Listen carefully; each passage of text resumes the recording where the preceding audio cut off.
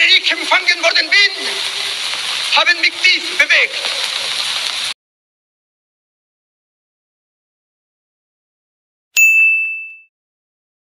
Hai, terima kasih telah klik video ini. Selamat datang di Neng Hera Channel. Channel ini akan senantiasa menemani waktu luang Anda dengan cerita-cerita yang menarik. Selamat mendengarkan. Assalamualaikum warahmatullahi wabarakatuh. Cerita kali ini merupakan kisah nyata yang dialami oleh Pak Trisno dan keluarga. Terjadi pada tahun 2014 di daerah Jawa Tengah. Pak Trisno memiliki seorang istri yang bernama Bu Siska dan 2 orang anak, yaitu Farel 7 tahun dan Lydia 4 tahun. Ada juga Bibi yang sudah mengikuti keluarga Pak Trisno sejak Farel masih bayi.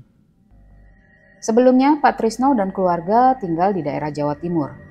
Tapi karena perusahaan tempat Pak Trisno bekerja buka cabang, dia diberi tugas untuk memimpin cabang baru. Pak Trisno diberikan fasilitas rumah yang akan ditempati selama dia bertugas di sana. Dan 1 minggu sebelum keluarganya menempati rumah dinas itu, dia menyempatkan diri untuk datang memantau lingkungan sekitar. Rumah itu adalah rumah berlantai 3 dan memiliki halaman belakang yang cukup luas yang ditumbuhi beberapa pohon besar dan rindang. Dan saat dia berkunjung, dia melihat ada kejadian janggal yang membuat dia merasa heran.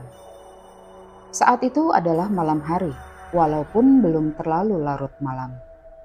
Dia melihat rumah itu terang benderang, seakan ada orang yang tinggal di sana. Kemudian Pak Trisno sempat mampir di sebuah rumah makan kecil yang tidak jauh dari rumah dinas itu. Dan ketika ngobrol dengan beberapa pengunjung di sana yang ternyata adalah penduduk asli sekitar, dia mendapat informasi bahwa ternyata rumah itu terkenal cukup angker karena rumahnya sangat luas tapi jarang ditempati. Hal ini sebenarnya cukup mengganggu pikiran Pak Trisno. Tapi karena perusahaan sudah memutuskan, maka tidak ada lagi yang bisa dilakukan. Hari kepindahan pun tiba. Mereka sekeluarga semangat menyongsong masa depan. Seperti dikatakan, rumah dinas itu berlantai 3 dan halaman belakang cukup luas. Interior dalam rumah terlihat tua namun terawat. Lantai 2 dan 3 tidak berisi apa-apa kecuali peralatan listrik atau perkakas yang tersusun rapi. Rumah itu sangat besar. Lantai 1 terdapat ruang tamu, ruang keluarga, dan 4 kamar tidur. Lantai 2 terdapat 3 kamar tidur dan ruang studio yang cukup luas. Sedangkan lantai 3 hanya merupakan ruang kosong tanpa sekat, seluas bangunan. Setelah semua perlengkapan rumah telah tertata rapi, pada saat makan malam, Pak Trisno memberitahukan kepada semua anggota keluarganya, termasuk Bibi, untuk tidak naik ke lantai 2, apalagi lantai 3, dan tidak main ke halaman belakang selepas asar. Pak Trisno mengatakan dia memiliki alasan kuat atas 2 larangan ini. Pada minggu kedua mereka tinggal di rumah itu, suatu pagi, Bibi sempat berkata kepada Bu Siska kalau dia ingin sekali naik ke lantai 3 untuk sekedar menyapu dan membersihkan kaca-kaca, supaya kalau dari luar terlihat bersih. Tapi kemudian dilarang oleh Bu Siska. Setelah beberapa lama tinggal di situ, rupanya Bibi mulai penasaran kenapa tidak boleh naik ke lantai atas, khususnya lantai 3. Karenanya secara diam-diam dia naik ke lantai atas untuk bersih-bersih. Tidak ada yang aneh waktu itu. Malam harinya, Bibi yang ikut nonton TV lalu mengatakan kalau tadi siang dia naik ke lantai atas untuk bersih-bersih dan situasinya aman terkendali. Pak Trisno dan Bu Siska yang mendengar sempat kaget dan melarang Bibi untuk melakukannya lagi. Hingga keesokan paginya, saat Bibi dan Bu Siska di dapur, tiba-tiba Bibi menangis dan mengatakan kalau semalam dia tidak bisa tidur karena ada yang mengganggu. Anak-anak Pak Trisno sudah mulai punya teman bermain, terutama Farel. Sekali waktu, pernah ada anak tetangga yang bermain di halaman belakang sampai sore hari. Namanya Dimas. Farel sempat bilang kepada Dimas jangan main di situ karena sebentar lagi maghrib. Tapi Dimas tidak menghiraukan. Sementara Farel bermain di teras depan rumah. Waktu maghrib tiba, Dimas dijemput oleh ibunya. Malam setelah Pak Trisno pulang dari kantor, ibunya Dimas kembali datang dan bilang kalau anaknya panas dan minta tolong diantarkan ke dokter menggunakan mobil Pak Trisno. Mereka segera berangkat dan hasil observasi dokter mengatakan kalau Dimas hanya sakit panas karena kelelahan bermain. Dia diberi obat lalu diperbolehkan pulang. Tapi sekitar jam 1 malam, ibunya Dimas kembali mengetuk pintu rumah dan mengatakan kalau Dimas mengigau tidak jelas seperti orang ngelindur, tapi dengan wajah sedih. Tentu saja kabar ini membuat kaget orang rumah. Pak Trisno dan Bibi menemani ibunya Dimas untuk pulang. Mereka berusaha membangunkan Dimas, tapi tidak berhasil. Dimas seperti orang pingsan, tapi mengigau. Hingga akhirnya saat itu juga mereka memanggil Ustadz yang rumahnya tidak jauh dari situ. Beruntung Pak Ustadz ada di rumah. Kemudian mereka menceritakan semua kejadiannya. Pak Ustadz bilang mungkin ada yang ikut anak ini dari rumah Pak Trisno. Akhirnya Pak Ustadz membaca doa di halaman belakang rumah Pak Trisno. Sementara Pak Trisno dan Bu Siska menyaksikan dari teras depan rumah. Beberapa kali Pak Ustadz minta segelas air putih yang katanya untuk menyiram makhluk gaib agar pergi. Setelah beberapa lama, Pak Ustadz datang ke teras depan dengan tergopoh-gopoh dan bilang kalau makhluk gaibnya susah diusir dan tidak mau pindah dari rumah ini. Mendengar hal tersebut, Pak Trisno dan Bu Siska jadi bingung bercampur takut. Sedetik kemudian, mereka mendengar teriakan histeris dari rumah Dimas.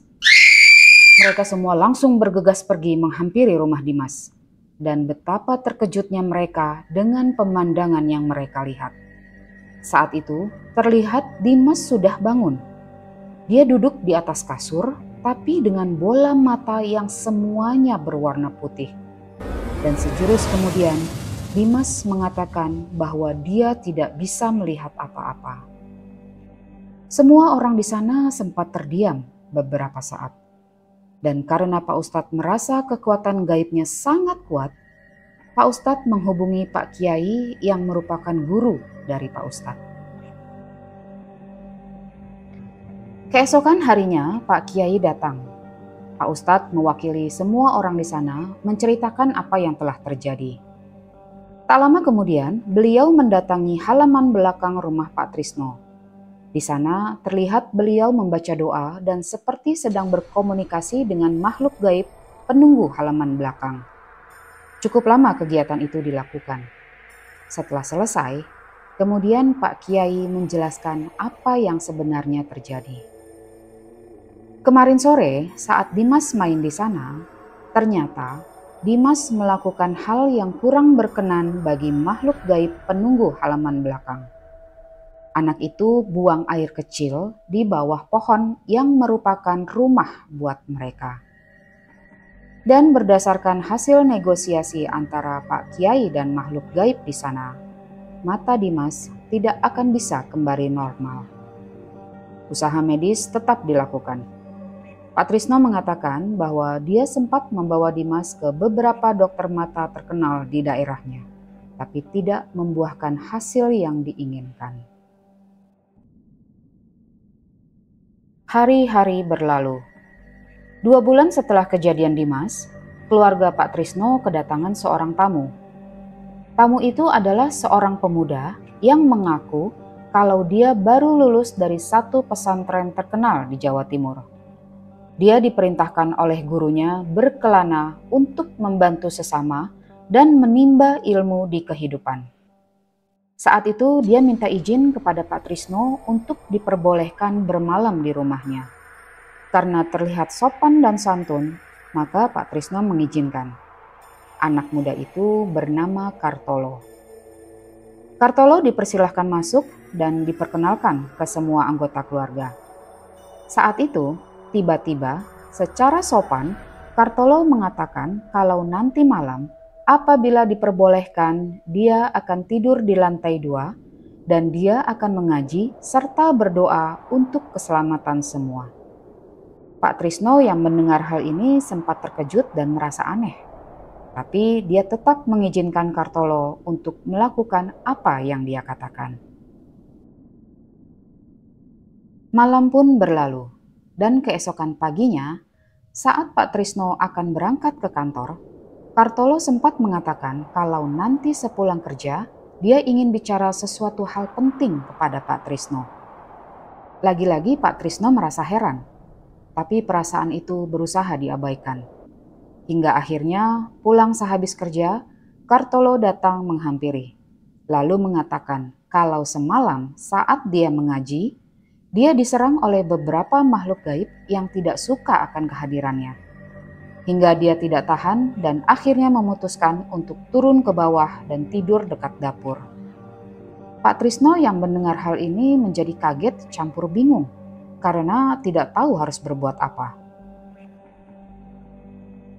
Beberapa hari berlalu dan kejadian serupa tetap berulang. Hingga pada suatu pagi, Pak Trisno mengatakan kepada Kartolo bahwa nanti malam dia akan ikut Kartolo untuk tidur di lantai 2. Maka selepas Isya, mereka berdua siap-siap untuk naik ke atas. Saat memasuki lantai 2, udara mulai berubah menjadi dingin. Kondisi ruangan rapih bersih, namun terasa mencekam. Saat itu Pak Trisno mengatakan ada rasa ragu untuk melanjutkan. Namun dengan sabar, Kartolo memberi semangat kepada Pak Trisno. Perlahan mereka mulai menaiki tangga menuju lantai 3. Dan saat sampai di lantai 3, suasana lebih mencekam. Udara menjadi sangat dingin, melebihi dinginnya udara luar di malam hari. Seketika dari jendela, terlihat sinar yang sangat terang seakan ada lampu besar menerangi ruangan. Tidak lama berselang, teror mulai datang. Mereka sangat terkejut karena tiba-tiba datang bola api bertubi-tubi menembus kaca hingga jatuh di antara kaki Pak Trisno dan Kartolo. Semakin lama, semakin banyak bola api berdatangan, menyambar dan menimbulkan suara hingar-bingar. Secara spontan, Pak Trisno dan Kartolo membaca doa secara lantang. Suasana menjadi sangat kacau. Kejadian berlangsung entah berapa lama. Perlahan sinar terang menghilang. Namun bola api semakin banyak berterbangan seakan-akan ingin menyerang mereka berdua. Seiring datangnya bola api, terlihat juga sosok wanita berjubah putih dan berwajah cantik datang menghampiri dan seketika bola-bola api menghilang. Mereka berdua terpana menyaksikan semua itu. Wujud wanita itu masih tetap ada sambil melayang dan tersenyum. Dan kemudian dia menghilang. Lampu atas yang tadinya mati mendadak menyala tanpa sebab. Lama situasi tersebut berlangsung hingga dirasa udara mulai berubah menjadi hangat. Terlihat di lantai ada bercak-bercak hitam bekas bola-bola api tadi. Lantunan doa terus diucapkan dengan lantang tanpa henti. Hingga tidak lama kemudian, lampu ruangan mati dengan sendirinya. Setelah dirasa aman, mereka pun turun. Ternyata kejadian berlangsung cukup lama karena jam sudah menunjukkan pukul 3 dini hari. Bu Siska yang menunggu dengan rasa cemas akhirnya menarik nafas lega ketika melihat mereka berdua turun meniti tangga. Pagi harinya, Kartolo naik ke lantai 3 untuk membersihkan bercak hitam bekas bola-bola api semalam. Namun tidak berhasil, dan akhirnya dibiarkan begitu saja. Kemudian diketahui bahwa serangan bola-bola api itu banyak orang menyebutnya dengan ilmu santet Banaspati. Malam harinya, Kartolo dan Pak Trisno kembali naik ke atas dan alhamdulillah suasana mencekam sudah hilang dan udara di dalam ruangan pun menjadi hangat. Hingga suatu malam, Kartolo bermimpi dia merasa didatangi seorang wanita cantik berjubah putih yang mengatakan bahwa sekarang rumah sudah aman. Namun, jangan sekali-kali datang ke halaman belakang lewat dari waktu asyar, karena makhluk-makhluk gaib sekarang bernaung di sana. Hal itu langsung disampaikan kepada Pak Trisno. Kondisi berangsur membaik. Hingga suatu sore menjelang maghrib, ada bayangan muncul di teras depan rumah menyerupai wajah Pak Trisno. Saat itu, Pak Trisno memang belum pulang dari kantor. Bu Siska yang segera bergegas ke pintu depan lalu terdiam karena dia tidak melihat mobil masuk, tapi melihat bayangan Pak Trisno secara jelas dari balik kaca. Lalu Bu Siska memanggil Kartolo untuk memastikan siapa yang datang. Dan seketika, Kartolo paham arti dari bayangan itu dan tidak membukakan pintu. Pak Trisno sampai di rumah setelah lewat maghrib. Kejadian barusan diceritakan kepadanya. Kartolo lalu mengatakan kalau makhluk gaib yang datang itu ada kemungkinan berniat jahat ingin mencelakai dia dan keluarga. Pak Trisno yang paham mengenai cerita Kartolo lalu berpesan bahwa mulai saat itu mereka harus lebih waspada terhadap tamu yang berkunjung. Kondisi ini berlalu sampai beberapa bulan. Hingga suatu hari, Pak Trisno bertemu dengan salah seorang ulama yang mengatakan bahwa rumah itu sudah terlalu banyak dihuni oleh makhluk gaib dan sulit untuk diusir. Ulama itu menyarankan demi keselamatan keluarga, sebaiknya Pak Trisno pindah dari sana. Akhirnya, Pak Trisno memberanikan diri meminta kepada perusahaan untuk pindah dan perusahaan menyetujui dengan berbagai pertimbangan. Tidak lama kemudian, keluarga Pak Trisno pindah dari rumah angker tersebut. Sekitar 4 bulan kemudian, setelah pindah dari rumah itu, Pak Trisno dan keluarga berkunjung ke rumah Dimas untuk sekedar bersilaturahmi. Kondisi Dimas belum berubah. Dia masih belum bisa melihat. Keluarga Dimas mengatakan bahwa setelah Pak Trisno dan keluarga pindah, rumah itu masih dalam keadaan kosong. Tapi anehnya, setiap malam rumah itu terlihat terang benderang dan berisik seperti ada orang pesta. Karena penasaran, Pak Trisno dan Kartolo sempat dengan sengaja datang pada malam hari untuk membuktikan omongan tersebut. Dan benar saja, malam itu rumah terlihat terang benderang dan ramai seperti ada orang pesta, tapi tidak terlihat wujudnya. Pak Trisno kemudian sempat bertanya kepada pihak perusahaan mengenai rumah itu. Dan pihak perusahaan mengatakan, sejak kejadian Pak Trisno dan keluarga, rumah itu sudah tidak disewa dan maintenance sudah dihentikan tidak lama setelah dia pindah dari sana. Demikianlah cerita yang bisa saya sampaikan. Cerita-cerita tadi berasal dari berbagai referensi dan kisah nyata. Semoga cerita ini bisa menghibur atau bahkan bermanfaat bagi yang mendengarkan. Apabila kalian memiliki cerita-cerita yang menarik, kalian bisa kirimkan ke alamat email hera.herawati.jakarta@gmail.com. Ditunggu ya. Dan jika kalian suka dengan cerita ini, bisa tekan tombol like dan komen di kolom komentar. Terima kasih atas perhatiannya. Jangan lupa subscribe dan tekan tombol lonceng. Wassalamualaikum warahmatullahi wabarakatuh.